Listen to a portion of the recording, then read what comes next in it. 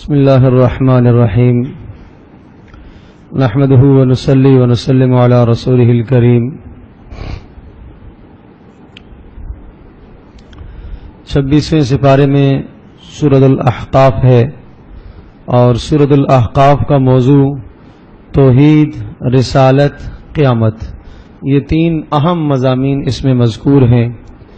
اور چنانچہ دوسرے رکوع میں کافروں کا، فرمانوں کا ایک جملہ نقل کیا گیا کہ کافر لوگ رسول اکرم صلی اللہ علیہ وسلم کے زمانے میں جو مشرک اور کافر تھے وہ غریب اور فقیر صحابہ کو دیکھ کر یوں کہتے تھے کہ اگر دین میں کوئی بہتری اور بھلائی ہوتی، اسلام میں کوئی بہتری اور بھلائی ہوتی تو یہ لوگ ہم سے سبقت نہ کرتے بلکہ ہم آگے ہوتے، اس لیے کہ ہر سبقت، ہر بھلائی اور ہر اچھائی کے کام میں ہم پیش ہوتے ہیں، تو اگر اس میں کوئی خیر ہوتی تو ہم بھی آگے ہوتے، اس میں تو کوئی بھلائی ہے ہی نہیں ہے۔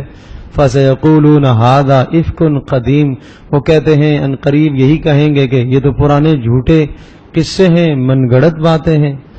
فرمایا وَمِن قَبْلِهِ كِتَابُ مُوسَى إِمَامًا وَرَحْمَةً، اس سے پہلے اللہ پاک نے موسیٰ علیہ السلام پر تورات اتاری اور اس میں بھی رحمت کی باتیں، اور وہ بھی کتاب ان کے لیے مقتدا اور پیشوا تھی، اور یہ کتاب قرآن مجید بھی اسی طرح سے ہے، رحمت کا ذریعہ ہے اور تمہارے لیے مقتدا اور پیشوا ہے۔ لِيُنذِرَ الَّذِينَ ظَلَمُوا، تاکہ ظالموں کو آپ ڈرائیں، وَبُشْرَى لِلْمُحْسِنِينَ، اور ایمان والوں کے لیے خوشخبریاں ہوں۔ کون سے ایمان والے؟ جو یوں کہتے ہیں ربنا اللہ، ہمارا رب اللہ ہے، ثم استقاموا، پھر اس پر استقامت اختیار کرتے ہیں، اعمال پر استقامت اختیار کرتے ہیں۔ اس لیے رسول پاک صلی اللہ علیہ وسلم نے ارشاد فرمایا خیر العمل ما دیم علیہ، سب سے بہترین عمل وہ ہے جس پر مداومت ہو، ہمیشگی کی جائے، استقامت کو اختیار کیا جائے۔ تو استقامت والے اعمال اللہ کو محبوب ہیں اور پسندیدہ ہیں۔ پھر اسی طرح سے سورہ مبارکہ میں دو لوگوں کے حالات کو ذکر فرمایا، ایک وہ شخص جو ماں باپ کا فرما بردار اور دوسرا وہ شخص جو ماں باپ کا نافرمان۔ ماں باپ کا جو فرما بردار ہے اس کے معاملے میں یہ ذکر کیا وَوَصَّيْنَا الْإِنسَانَ بِوَالِدَيْهِ إِحْسَانًا، کہ ہم نے حکم دیا تھا کہ ماں باپ کے ساتھ حسن سلوک کرو، اور خاص طور پر ماں کے ساتھ، اس لیے کہ ماں نے آدمی کو مشقت در مشقت اٹھایا، پالا پوسا اور دودھ پلایا اور جنا، حتیٰ اذا بلغ اشدہ وبلغ 40 سنہ، یہاں تک کہ جو شخص فرما بردار ہوتا ہے وہ جب جوانی کو پہنچتا ہے اور بلوغ کے بعد پھر 40 سال کی عمر کو جب پہنچتا ہے، قالا، وہ یوں دعائیں کرتا ہے رب اوزعنی ان اشکر نعمتک التی انعمت علی وعلی والدی، اے اللہ مجھے توفیق دے میں ان نعمتوں کا شکر ادا کروں جو تو نے میرے اوپر کی ہیں اور میرے ماں باپ پر کی ہیں۔ اے اللہ مجھے اس بات کی توفیق دے کہ میں اعمال صالحہ کروں، ایسے اعمال صالحہ کے جن اعمال سے تو راضی ہوتا ہو۔ وَأَصْلِحْ لِي فِي ذُرِّيَّتِي، اے اللہ میری اولاد کو بھی نیک بنانا۔ انی تبت الیک وانی من المسلمین، میں اللہ پاک کی طرف ہوئی، اللہ تیری طرف رجوع کرنے والا ہوں اور میں فرما برداروں میں سے ہوں۔ یہ بیان ہے اس کا جو ماں باپ کا فرما بردار ہے، اور ہر اولاد کو ایسا ہی ہونا چاہیے اور یہ دعا کرنی چاہیے۔ کون سی دعا؟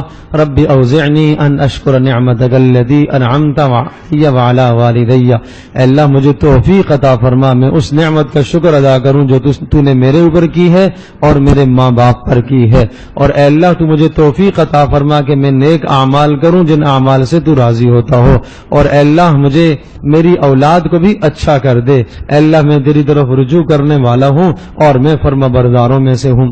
پھر ایسے شخص کا انجام کیا ہے؟ اولئک الذین نتقبل عنہم احسن ما عملوا، اللہ پاک ان کے اعمال کو قبول کرتا ہے، ونتجاوز عن سیئاتہم فی اصحاب الجنہ، اور ان کے گناہوں سے اللہ پاک درگزر کر دیتا ہے۔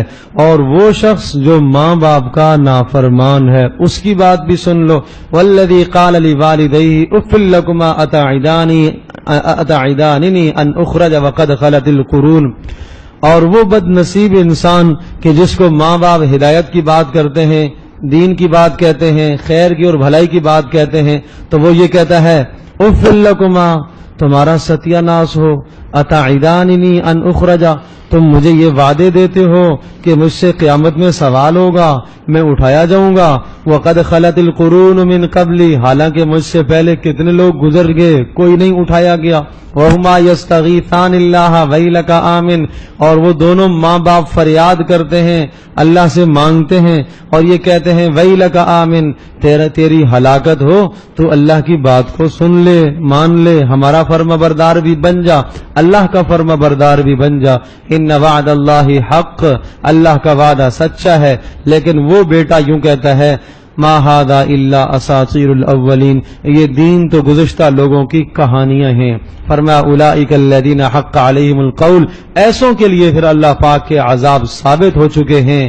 گزشتہ قوموں کے اندر بھی اس قسم کے لوگ تھے، اس امت کے اندر بھی اگر ایسے قسم کا کوئی فرد ہے، کوئی لوگ ہیں، کوئی جماعت ہیں، تو ایسوں کے لیے پھر اللہ کا عذاب ثابت ہے.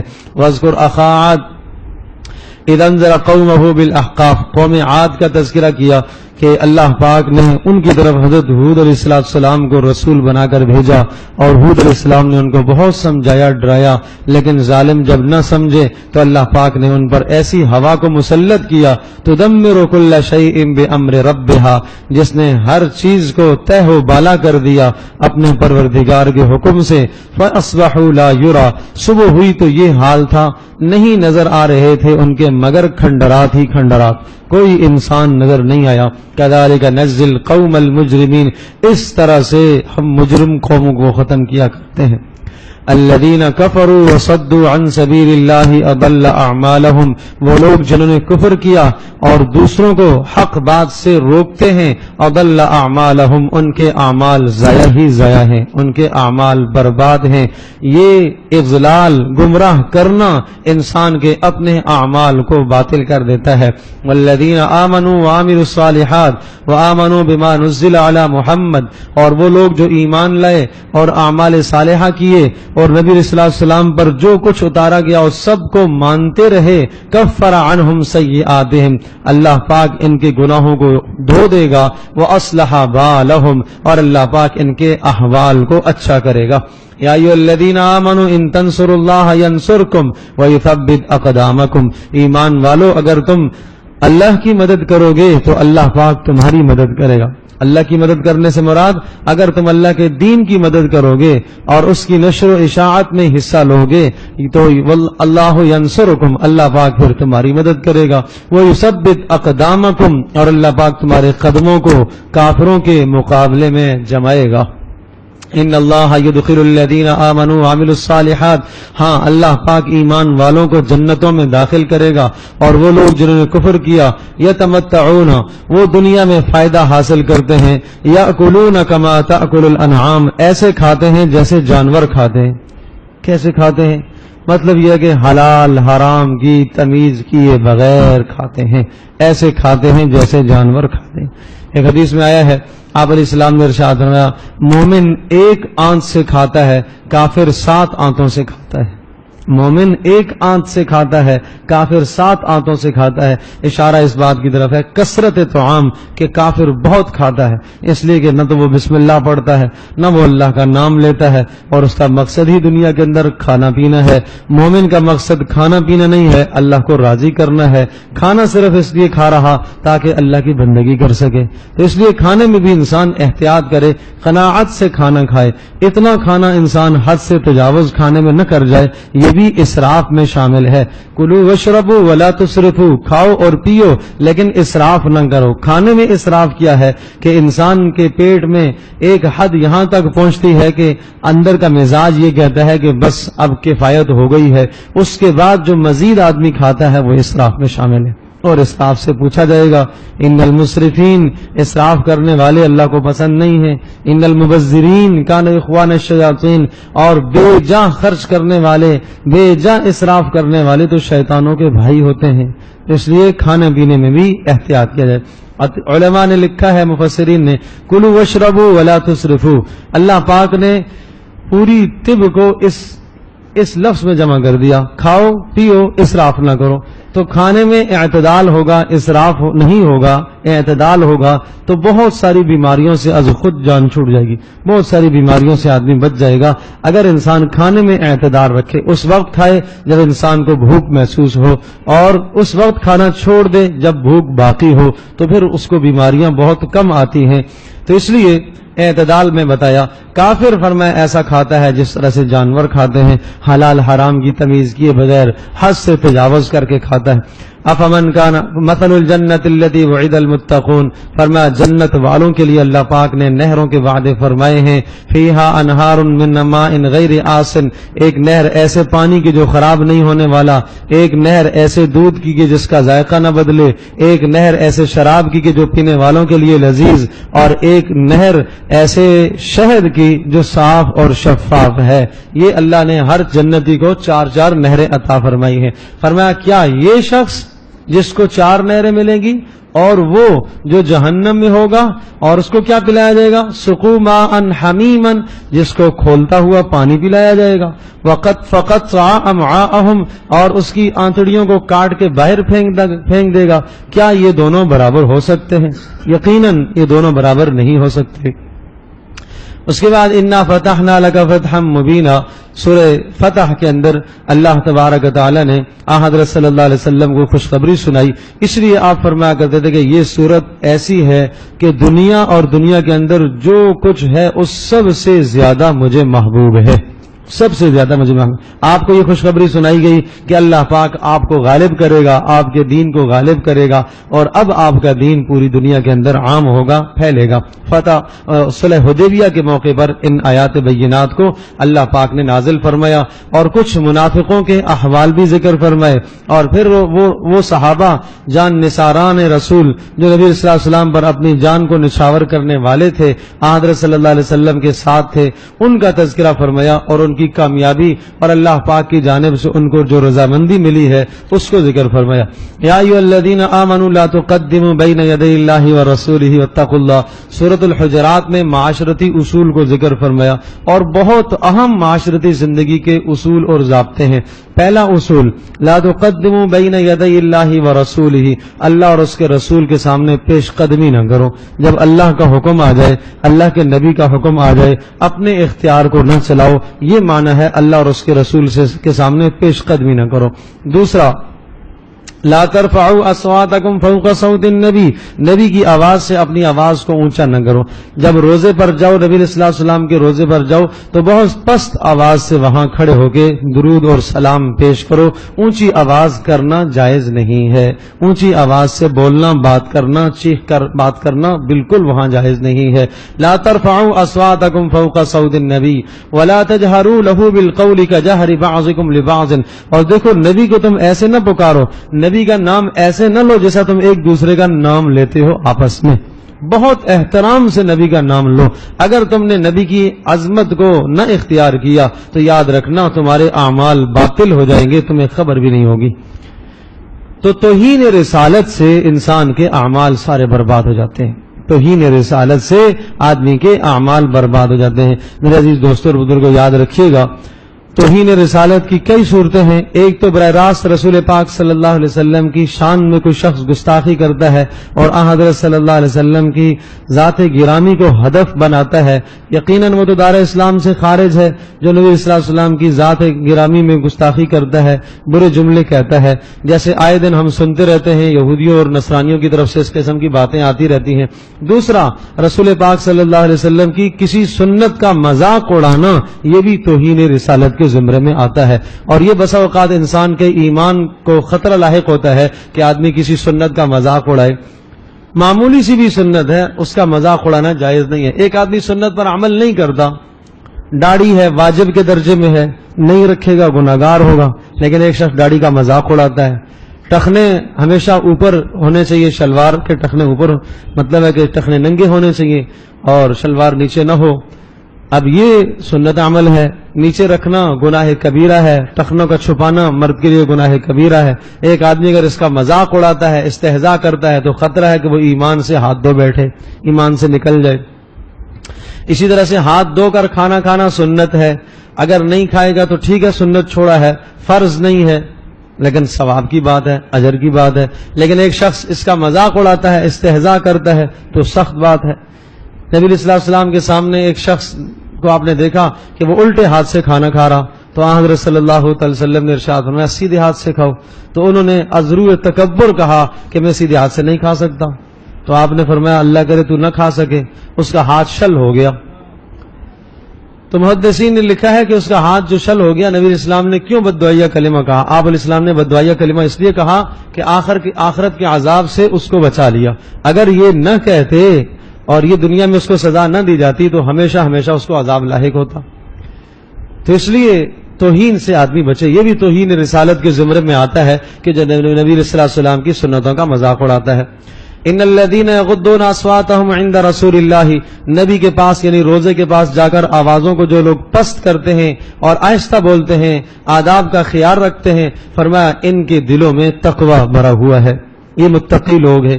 حضرت مولانا مفتی شفیع رحمۃ اللہ علیہ نے ان آیات کے ذیل میں لکھا ہے کہ اب ایک معلم، ایک مربی، ایک استاذ، ایک عالم دین کے بھی یہ آداب ہیں. گو کہ نبی علیہ الصلوۃ والسلام کی مجلس میں ان چیزوں کی رعایت رکھنا فرض اور واجب کے درجے میں، لیکن عام آدمی جو نبی کا جان نشین ہے، نبی پاک صلی اللہ تعالی علیہ وسلم کے دین کو پھیلانے کی محنت اور کوشش کر رہا، اس کے ساتھ ان آداب کا خیال رکھنا مستحب کے درجے میں ہے اور رکھنا چاہیے. ان الذين ينادونك من وراء الحجرات اکثرهم لا يعقلون، فرمایا کہ وہ لوگ جو حجروں کے پیچھے سے نبی کو پکارتے ہیں وہ سمجھ نہیں رکھتے. انہیں یہ چاہیے، معلم اور استاذ اور مربی کا ادب یہ ہے کہ انتظار کرو، جب وہ اپنی ضرورت سے باہر نکلے تو پھر جو بات کہنی ہے وہ کہو. نبی علیہ السلام کے پاس کوئی لوگ آئے اور باہر کھڑے ہو کے کہنے لگے اخرج الینا یا محمد، اے محمد باہر آؤ، ہمیں آپ سے کوئی بات کرنی ہے، کوئی چیز پوچھنی ہے. تو اس پر اللہ پاک نے آیت اتاری، تھوڑا سا صبر کر لو بھائی. نبی صلی اللہ علیہ وسلم کو آرام اگر کر رہے ہیں تو آرام کرنے دو، جب اپنی ضرورت سے باہر نکلیں گے تو پھر بات کر لینا.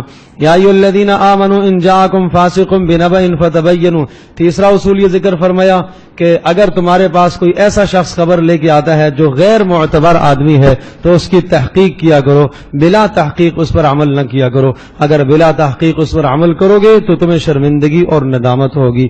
اور اسی طرح سے پھر چوتھا اصول یہ ذکر فرمایا کہ جہاں تم دیکھو دو مسلمان آپس میں اختلاف کیے ہوئے ہیں، لڑائی اختیار کی ہوئی ہے، تو ان دونوں کے درمیان میں صلح کرا دیا کرو. دو خاندان ہیں، دو مسلمان ہیں، ان میں صلح کرا لو. فرمایا یہ صلح کرانا بہت بڑا عمل ہے، اور مسلمان تو آپس میں بھائی بھائی ہے. صلح اس لیے کرائی جا رہی ہے تاکہ تمہارے اوپر رحم کیا جائے. پانچواں اصول یہ ذکر فرمایا لا يسخر قوم من قوم عسى ان يكونوا خيرا منهم، کوئی قوم کسی قوم کا مذاق نہ اڑائے. ممکن ہے جو مذاق اڑانے والے ہیں وہ زیادہ بہتر نہ ہوں، جن کی مذاق اڑایا جا رہا ہے وہ اللہ کے نزدیک زیادہ محبوب ہوں. کوئی عورت کسی عورت کا مذاق نہ اڑائے، ممکن ہے جس کا مذاق اڑایا جا رہا وہ اللہ کے نزدیک زیادہ بہتر ہے. اسی طرح سے ولا تلمزوا انفسکم، ایک دوسرے کو تانے نہ دیا کرو، لمز نہ کرو. تانے دینا بہت بدترین عمل ہے. ولا تنابذوا بالالقاب، برے ناموں سے یاد نہ کرو، برے ناموں سے یاد کرنے سے نفرت پیدا ہوتی ہے. حضرت رضی اللہ تعالیٰ فرمایا کرتے تھے محبت بڑھانے کے اسباب ہیں سلام میں پہل کرنا اور مخاطب کو اچھے نام سے پکارنا اور آنے والے کے لیے مجلس میں جگہ چھوڑنا، یہ محبت بڑھانے کے اسباب ہیں. اس لیے فرمایا ولا تنابذوا بالالقاب، برے نام سے یاد نہ کرو. بئس الاسم الفسوق بعد الایمان، ایمان لانے کے بعد یہ تو بہت بدترین اور برے گناہ ہیں. کیا کیا؟ مسلمان کا مذاق اڑانا، مسلمان کو تانے دینا اور مسلمان کو برے نام سے پکارنا. جو نام اس کے ماں باپ نے رکھا ہے اچھا نام، اس نام سے پکارو، نام نہ بگاڑو. یہ بہت بری عادت ہے، بہت بری عادت ہے. بس اوقات نام گھر سے بگڑتا ہے اور پھر وہ بگڑتے بگڑتے وہ پورے معاشرے میں اسی برے نام سے، اسی غلط نام سے اس کو لوگ پکارتے ہیں، اسی نام سے جانتے ہیں. وہ بیچارہ بعد میں مجبور ہو کر اپنا نام بتاتا ہے اور فلاں. اب اور فلاں کا مطلب کیا ہے کہ وہ تو اسی غلط نام سے پہچانا جاتا ہے. تو اس لیے اچھے نام سے پکارا کرو، یہ غلط بات ہے. یا ایھا الذین آمنوا اجتنبوا کثیرا من الظن، بدگمانی سے اپنے آپ کو بچاؤ، مسلمانوں کے معاملے میں بدگمان نہ ہوا کرو، ان بعض الظن اثم، بدگمانی تو گناہ ہوتا ہے، بڑا گناہ ہوتا ہے، ولا تجسسوا، کسی کی ٹوہ میں نہ پڑا کرو، مسلمانوں کی ٹوہ میں کیوں پڑتے ہو، تجسس کیوں کرتے ہو، یہ کیا کرتا ہے، اس نے کیا کہا، اور اس کی باتوں کی حرف گیری کرنا، اور اسی طرح سے اس کی ٹوہ میں پڑنا، اس کے اعمال کو جانچنے کی کوشش کرنا، یہ کہاں جاتا ہے، کیا کرتا ہے، تو کسی کے خفیہ حالات کو معلوم کرنا، ٹوہ میں پڑنا، یہ تجسس کرنا، یہ بڑا بدترین جرم ہے۔ حدیث پاک میں آتا ہے، حضرت صلی اللہ علیہ وسلم نے ارشاد فرمایا، جو مسلمانوں کے عیوب کو اس طرح سے تلاش کرتا ہے، تجسس کرتا ہے، اللہ پاک اس کو گھر بیٹھے رسوا کرتا ہے، گھر بیٹھے اس کو رسوا کرتا ہے۔ یا معاشر المسلمین، اے مسلمانوں کی جماعتوں سنو، مسلمانوں کی جماعتوں اس بات کو سنو کہ مسلمانوں کے عیوب کے پیچھے نہ پڑا کرو، اور جو آدمی مسلمانوں کے عیوب کے پیچھے پڑتا ہے اللہ پاک اس کے عیب تلاش کرتا ہے، اور جس کے عیب اللہ پاک تلاش کرنے لگ جائے اللہ اس کو گھر بیٹھے رسوا کر دیتا ہے۔ وَلَا يَغْتَبْ بَعْضُكُمْ بَعْضًا، ایک اصول یہ بتایا، ایک دوسرے کی غیبت نہ کیا کرو، غیبت کرنا تو بڑا بدترین جرم، کیا جرم ہے، أَيُحِبُّ أَحَدُكُمْ أَن يَأْكُلَ لَحْمَ أَخِيهِ مَيْتًا، تم میں سے کوئی یہ چاہے گا کہ اپنے مردہ بھائی کا گوشت کھائے، غیبت کرنا تو مردہ بھائی کا گوشت کھانا ہے، بہت بدترین جرم ہے۔ خاص کر کے روزے کی حالت میں نبی پاک صلی اللہ تعالی علیہ وسلم کے سامنے دو عورتیں لائی گئیں اور ان کی طبیعت خراب ہو گئی، روزہ تھا اور انہیں قے آ رہی ہے، آپ علیہ السلام نے پیالہ منگوایا، حکم دیا اس میں قے کرو، ایک نے قے کی، گوشت کے لوتھڑے نکل دے، دوسری نے قے کی، اس میں بھی گوشت کے لوتھڑے نکلے، ٹکڑے نکلے، تو انہوں نے کہا اللہ کے رسول ہم نے تو صبح سحری میں گوشت کھایا ہی نہیں ہے، نہ رات کو کھایا نہ صبح کھایا، یہ کہاں سے آیا؟ تو کہا کسی مسلمان کا گوشت تم نے کھایا ہے، مطلب یہ کہ غیبت کی ہے، غیبت کی ہے۔ اللہ پاک کبھی کبھی ایسے دکھاتا ہے۔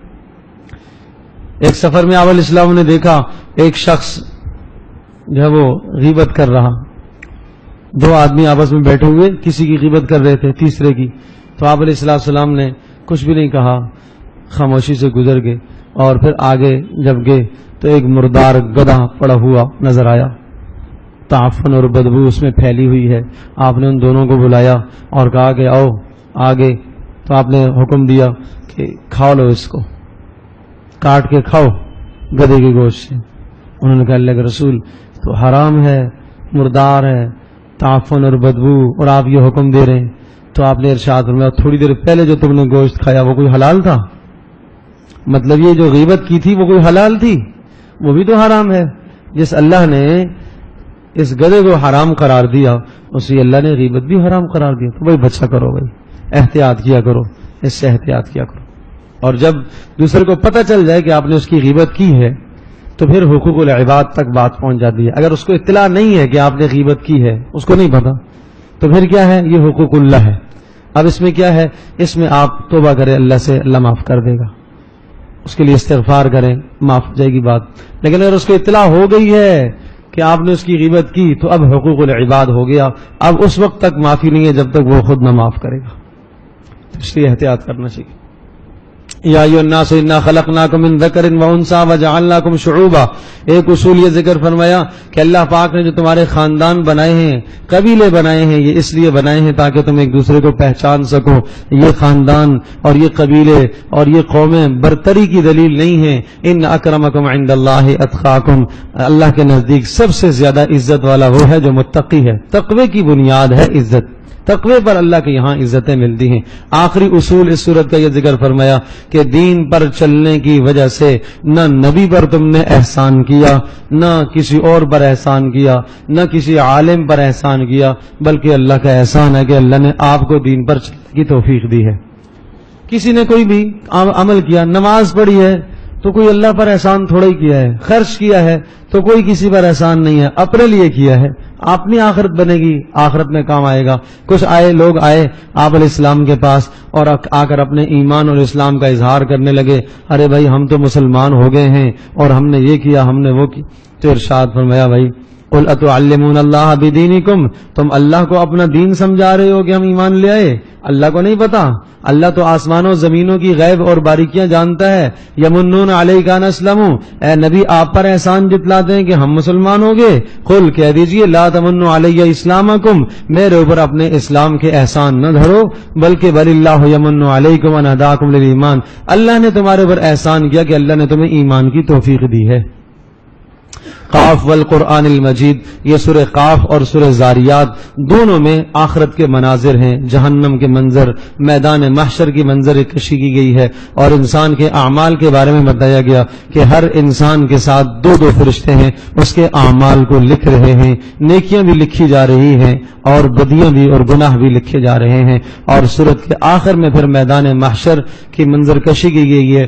وَاسْتَمِعْ يَوْمَ يُنَادِ الْمُنَادِ مِن مَكَانٍ قَرِيبٍ يَوْمَ يَسْمَعُونَ الصَّيْحَةَ بِالْحَقِّ ذَلِكَ يَوْمُ الْخُرُوجِ، اس دن سب سنیں گے، ایک پکارنے والا پکارے گا، حضرت اسرافیل علیہ السلام کی آواز ہوگی کہ اے انسانوں میدان محشر میں حساب و کتاب کے لیے جمع ہو جاؤ، تو سب کے سب وہاں جمع ہو جائیں گے۔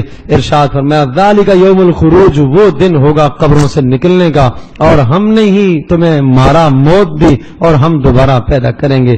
یوم تشقق الارض عنہم سراعا، جس دن زمین اچانک پھٹے گی، ذالک حشر علینا یسیر، یہ دوبارہ اٹھانا یہ ہمارے لیے آسان ہے، کوئی مشکل نہیں ہے۔ اللہ پاک اس کا یقین ہمارے دل میں بٹھائے کہ ہمیں میدان محشر میں اللہ کے حضور پیش ہونا ہے۔ پھر سورۃ الزاریات میں قسمیں کھا کر کہا انما توعدون لصادق، جس چیز کا تم سے وعدہ کیا گیا وہ سچا ہے، وان الدین لواقع، اور اسی طرح سے حساب و کتاب کا دن آنے والا ہے، واقع ہونے والا ہے۔ پھر صحابہ کے فضائل ذکر فرمائے کانوا قلیلا من اللیل ما یہجعون وبالاسحار هم یستغفرون، ساری راتوں کو اللہ کی بندگی کرتے تھے، بہت تھوڑا رات کو سوتے تھے، بہت تھوڑا سوتے تھے، اور صبح کو استغفار کرتے تھے، اور یہ کہتے تھے یا اللہ عبادت کا حق ادا نہیں ہوا۔ ایک خوبی تو یہ تھی راتوں کو بہت قلیل سوتے تھے اور صبح سحری کو استغفار کرتے تھے، اور کیا کہتے تھے اے اللہ عبادت کا حق ادا نہیں ہوا۔ اور تیسری خوبی وفی اموالہم حق للسائل والمحروم، کہ ان کے مالوں میں حق ہوتا تھا سوال کرنے والوں کے لیے بھی اور محروم کے لیے بھی۔ کیا مطلب؟ اگر کوئی سوالی آ جاتا تو اس کو خالی واپس نہیں لوٹاتے تھے، دیا کرتے تھے۔ اور دوسرا تلاش کرتے تھے مستحقین کو۔ محروم سے مراد کون؟ جو مستحق تو ہے لیکن مانگتا نہیں ہے، اپنی شرم و حیا کی وجہ سے، غیرت کی وجہ سے وہ سوال نہیں کرتا لیکن ہے مستحق، ایسوں کو تلاش کر کے وہ ان کے گھر میں پہنچاتے تھے۔ یہ صحابہ کی خوبی تھی۔ تو آج یہ خوبی بھی ہم اختیار کریں، اگر سائل کو دیتے ہیں سوالی کو بھی دینا اچھی بات ہے، مستحق آپ کو نظر آ رہا تو اسے دینا چاہیے، اور اگر مستحق نہیں ہے تو نہ دیں، پھر بھی تھوڑا کچھ نہ کچھ دے دیا جائے۔ ہم بدگمان ہو جاتے ہیں بہت جلدی، نہیں بھائی یہ تو فراڈی لگ رہا ہے۔ ایک ہوٹل میں آدمی بیٹھ کے کھانا کھاتا ہے اور دوست بھی ساتھ ہیں، اور 6,000 اور 8,000 اور 10,000 کا بل دے کے آ گیا، اور باہر نکلا ایک فقیر نے کہا ایک روٹی کے پیسے دے دو، اور اس کو آدمی کہتا ہے کہ بھائی جھوٹ بولتا ہے، تو بھائی جتنا وہاں دیا کچھ تھوڑا سا آدمی کچھ تو کر لے۔ کیا پتا کون کیا ہے، کیا پتا کون کیا ہے، نہیں معلوم اس کی کیا حالت ہے۔ ٹھیک ہے، عام طور پر ہمارے ہاں بے شمار ایسے پیشہ ور بھی ہوتے ہیں، لیکن کچھ نہ کچھ حسب استطاعت کچھ نہ کچھ اس کے ساتھ کر دیا جائے، کھانے کی کوئی چیز دے دی جائے۔ بس یہ سمجھو کہ ایک سائل آیا ہے، کوشش کرو کہ اسے خالی نہ واپس لوٹاؤ، کھانے کی کوئی شے دے دو، کیش نہیں دیتے ہو کھانے کی چیز دے دو، کچھ نہ کچھ دے دو۔ تو یہ صحابہ کا مزاج تھا کہ سائل کو بھی دیتے تھے، محروم کو بھی دیتے تھے، اور محروم سے مراد وہ آدمی ہے تو مستحق لیکن سوال نہیں کرتا۔ للفقراء الذين احصروا في سبيل الله لا يستطيعون ضربا في الارض يحسبهم الجاهل اغنياء من التعفف، ایسے فقیر کہا کہ کس کو اوپر خرچ کرے؟ تو اصحاب صفہ، وہ نبی صلی اللہ علیہ وسلم کے صحابہ جو دین سیکھنے کے لیے ہر وقت آپ کے پاس موجود رہتے تھے۔ یوں سمجھے آپ علیہ السلام کی مسجد میں اصحاب صفہ کا چبوترا وہ مدرسہ تھا، اور وہاں وہ دین سیکھ رہے، کبھی 70 کبھی 60 کبھی 80 کبھی 100 کبھی 200 ہو جاتے ہیں، اور جن سب کے جو ہے وہ بڑے جو ہے حضرت ابو ہریرہ تھے۔ تو وہ فرماتے ہیں کہ بس ہم وہاں پڑے رہتے تھے، کوئی آ کے کھلا دیتا تو ہم مانگتے نہیں تھے، کوئی آ کے دے دیتا تو کھا لیتے تھے۔ بس ایک رسی لٹکی ہوئی تھی، اس کے ساتھ کوئی آ کے کھجور لٹکا دیتا، کوئی اور چیز پھل لٹکا دیتا، کوئی پنیر لگا، جو لگا دیتے تو بس ہماری قسمت، ہم کھا لیتے تھے. کبھی کبھی 2 دن کچھ نہ ملے، 4 دن کچھ نہ ملے، فاقے ہو جاتے تھے. تو اللہ نے ارشاد فرمایا ایسے لوگوں کو ایسوں پر خرچ کرو. الذین احصروا فی سبیل اللہ، جو اللہ کے راستے میں روک دیے گئے. لا یستطیعون ضربا فی الارض، زمین میں تجارت کے لیے وہ نہیں نکلتے. یحسبهم الجاہل اغنیاء، عام آدمی ان کو مالدار تصور کرتا ہے. کیوں؟ اس لیے کہ لا یسألون الناس الحافا، وہ چمٹ کے سوال نہیں کرتے، عزت نفس کی وجہ سے وہ سوال نہیں کرتے، وہ مانگتے نہیں ہیں، لیکن ہیں وہ ضرورت مند. تعرفهم بسیماہم، اے نبی آپ پہچان لیں گے ان کو چہرے سے. اور پہچانا، حضرت ابو ہریرہ رضی اللہ تعالیٰ عنہ فرماتے ہیں میں نکلا، بھوک نے اتنا ستایا، ابوبکر صدیق گزرے، مسئلہ پوچھا، مسئلہ تھا میرا بھوک کا، لیکن مجھے شرم آئی کہ میں کہوں کہ مجھے بھوک لگی ہے. میں نے مسئلہ پوچھا، انہوں نے مسئلہ بتا دیا، میرا مسئلہ اصل نہ سمجھ پائے. حضرت عمر گزرے، ان سے پوچھا، مسئلہ پوچھا، انہوں نے مسئلہ بتا دیا، وہ بھی بیچارے نہ سمجھ پائے کہ مسئلہ کیا ہے. اس لیے کہ اللہ نے فرمایا اے نبی تو جانتا ہے چہروں سے، تو چہروں سے پہچان لے گا. تو نبی علیہ السلام آئے، کہا میرے ماں باپ ان پر قربان ہو جاؤں، اور میں نے مسئلہ پوچھا نبی علیہ السلام سے. ابو ہریرہ نے مسئلہ نہیں بتایا، کہا آ جاؤ میرے ساتھ. وہ سمجھ گئے کہ ابو ہریرہ کو بھوک لگی ہوئی ہے. اللہ اکبر. مجھے گھر لے گئے اور اپنے گھروں سے پوچھوایا، 9 گھروں سے پوچھوایا، بھائی کوئی ہے کھانے کی چیز تو بتاؤ. ایک گھر سے ایک دودھ کا پیالہ نکلا، ایک گھر سے. اتنی نعمتیں آج ہم کھاتے ہیں بھائی افطار سحر میں، سوچو تو. پھر بھی اگر قیامت کے دن یہ کہا جائے کہ یہ صحابہ، یہ فقیر، ان کے پاس کچھ بھی نہ تھا، پھر بھی اللہ کو راضی کیا. تمہیں اتنی نعمتیں ملی تھی، تمہیں کیوں نہ راضی کیا؟ کیا رکاوٹ تھی دین پر عمل کرنے کے لیے؟ کیا چیز مانع تھی؟ کیا رکاوٹ تھی؟ کتنی چیزیں ہوتی ہیں افطار میں، سحر میں. ہر غریب سے غریب گھر کے اندر اتنا اللہ نے دیا ہوا ہے، اس پر اللہ کا شکر ادا کرو. اور یہ سوچو کہ یہ حساب کتاب ہوگا ہم سے.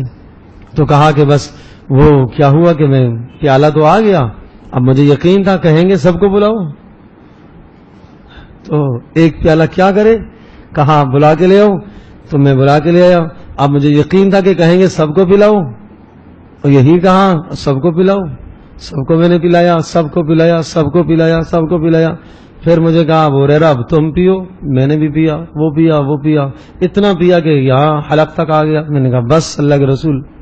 پھر نبی اسلام نے خود نوش فرمایا. تو راوی نے پوچھا ابو ہریرہ آپ کتنے تھے اس دن؟ کہا 300 کے قریب تھے. 300 کے قریب تھے. تو یہ نبی پاک صلی اللہ علیہ وسلم کا معجزہ تھا کہ ایک دودھ کا پیالہ، ایک برتن اتنے لوگوں پر کافی ہو گیا اور سب نے بھر بھر کے پیا، جی بھر کے پیا. تو اس لیے میرے عزیز دوستو اس زندگی کو سوچا کرو. نبی علیہ السلام کی زندگی، صحابہ کی زندگی، فقر و فاقے، تنگیاں، لیکن ان سب باتوں کے باوجود اللہ سے ان کی ایسی صلح تھی، ایسے خوش تھے. اس فقر میں بھی، اس غربت میں بھی اللہ سے خوش تھے. ایک دن ملتا تھا تو کھا کے شکر ادا کرتے تھے، ایک دن نہیں ملتا تھا تو صبر کرتے تھے. کہتے تھے بس ٹھیک ہے ہمارے لیے یہی صحیح ہے، ہم صبر بھی کریں گے، صبر پر بھی اجر، اور ملے گا تو کھائیں گے، تو شکر کریں گے تو شکر پر بھی اجر. دونوں حال میں خیر ہی خیر ہے. تو اس لیے اگر ہمارے اوپر کبھی حالات کی تنگی آ جائے، مشکل آ جائے، تو انسان اس کو آزمائش اور امتحان سمجھے، اور یہ سمجھے کہ یہ صحابہ والے حالات آ گئے ہیں، برداشت کر لے تھوڑا سا. اور جب نعمتیں کھانے کی، پینے کی، قسم قسم کی نعمتیں سامنے آئیں تو اللہ کا شکر ادا کیا کرو. کھانے سے پہلے، کھانے کے بعد، ایک ایک لقمے پر یا واسع المغفرہ، یا واسع المغفرہ، اے مغفرت فرمانے والے. جو پڑھتا ہے اس کا حساب نہیں ہوتا. الحمدللہ الذی هو اشبعنا واربانا وانعم علینا وافضل، اس دعا کو جو پڑھتا ہے کھانے کے بعد اس کا حساب نہیں ہوتا. 3 دن نبی علیہ السلام بھوکے، کوئی شے کھانے کو نہیں ہے، اور مسجد میں آگے، اور تھوڑی دیر بعد ابوبکر صدیق آئے. کیسے آنا ہوا؟ اللہ کے رسول بھوک نے ستایا تھا اس لیے آگے. تھوڑی دیر بعد عمر بھی آگے. عمر کیسے آنا ہوا؟ اللہ کے رسول بھوک نے گھر سے چین میں نہیں بیٹھنے دیا اس لیے آگے. نبی علیہ السلام نے ارشاد فرمایا میرا بھی یہی حال ہے. تینوں بزرگ چلے حضرت ابو ایوب انصاری کے گھر میں، ان کے باغ میں. اور ان کے باغ میں جب پہنچے تو وہ خود موجود نہ تھے، ان کی اہلیہ تھی. انہوں نے خیر بٹھایا. پھر ابو ایوب بھی آگے تھوڑی دیر کے بعد، اور حضرت ابو ایوب انصاری رضی اللہ تعالیٰ عنہ نے کھجوریں توڑی تازی تازی، کچھ کچی کچھ پکی، اور وہ کھجوریں لا کے سامنے رکھی، کھانے لگے. اور پھر ایک بکری کا بچہ چھوٹا سا وہ ذبح کیا اور گوشت بنوایا، پکوایا. پھر نبی علیہ الصلوۃ والسلام نے ایک روٹی پر کچھ گوشت کے ٹکڑے رکھے اور کہا یہ جاؤ فاطمہ کو دے کے آ جاؤ. 3 دن سے اس نے بھی کچھ نہیں کھایا. تو یہ زندگیاں تھیں ان لوگوں کی، اس طرح سے زندگیاں گزار کے چلے گئے، لیکن ہیں کامیاب. حضرت فاطمہ رضی اللہ تعالی عنہ جنت کی عورتوں کی سردار ہے، جنت کی عورتوں کی سردار، لیکن 3 دن فاقے ہیں گھر میں، پھر بھی اللہ سے خوش ہیں، پھر بھی اللہ سے خوش. کبھی گلہ نہیں آیا یا اللہ نبی کے گھر میں بھی تو نے پیدا کیا ہے، جنت کی عورتوں کا سردار بھی بنایا ہے، کھانے کو نہیں ملتا. اللہ اکبر اللہ اکبر. تو سوچو تو صحیح، ان کے گھر میں بھی اتنے، اگر ان کو اللہ پاک کھلاتا تو اتنا کھلاتا کہ بے انتہا گھر سونے چاندی سے بھر دیے جاتے. لیکن یہ سب کچھ ہوتا تو امت کے لیے تسلی کیسے بنتی، فقیروں کے لیے غریبوں کے لیے تسلیاں کیسی بنتی. تو اس لیے اللہ پاک نے ان کے گھروں میں اس طرح سے فاقے رکھے. اور آپ علیہ السلام فرمایا کرتے تھے اللہم اجعل قوت آل محمد رزق آل محمد قوتا، اے اللہ محمد کے گھر کا رزق بس تھوڑا رکھنا، تھوڑا رکھنا. وہ ساتھ کبھی نہیں مانگی، اے اللہ تھوڑا رکھنا، اتنا ہو بس گزارا چل سکے، گزارا چل سکے. اور پھر وہ کچی اور پکی کھجوریں کھاتے کھاتے کھاتے پھر کہا کہ دیکھو ان کھجوروں کا بھی حساب ہوگا. اور یہ آیت پڑھی ثم لتسألن یومئذ عن النعیم، پھر اس دن تم قیامت کے دن نعمتوں کے بارے میں پوچھے جاؤ گے. یہ نعمت بھی پوچھی جائے گی، 3 دن کے بعد ملا یہ بھی پوچھی جائے گی. یہ افطار کے وقت ٹھنڈا پانی، ٹھنڈا شربت میسر ہونا، ٹھنڈا پانی ملنا، یہ پوچھا جائے گا. یہ پھل فروٹ اور قسم قسم کی چیزیں یہ پوچھی جائیں گی بھائی. تو اس لیے ان چیزوں کو کھا پی کے انسان اللہ کا شکر ادا کرے، شکرانہ پڑے، اللہ تیرا شکر ہے، میں اس قابل تو نہ تھا لیکن تو نے میرے اوپر انعام فرمایا، تو نے دیا ہے تو اللہ میں اس نعمت سے مستغنی نہیں ہوں، تو نے دیا تو میں تیرا شکر ادا کرتا ہوں. اللہ پاک ہم سب کے لیے عمل کرنا آسان فرمائے.